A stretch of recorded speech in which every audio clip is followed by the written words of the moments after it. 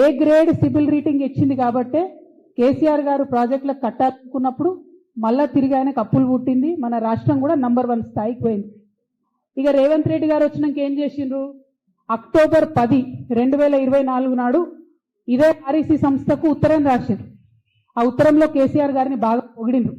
మైక్ల ముందు తిడతారు రేవంత్ రెడ్డి గారు, కానీ ఈ ఉత్తరంలో ఎంత బాగా పొగిడిండ్రంటే, మేము మీ దగ్గర అప్పు తెచ్చుకున్నాం, కాళేశ్వరం ప్రాజెక్టును ఎన్ని కష్టాలు వచ్చినా కట్టినాం, కోవిడ్ సమయంలో కూడా పనులు ఆగకుండా కట్టినాం, కట్టినటువంటి కాళేశ్వరం ప్రాజెక్టు ప్రజలకు ఉపయోగపడుతుంది అని చెప్పి చాలా మంచి మంచి మాటలు కేసీఆర్ గారి గురించి చెప్పింది. అవన్నీ కూడా నేను మీకు ఇస్తా.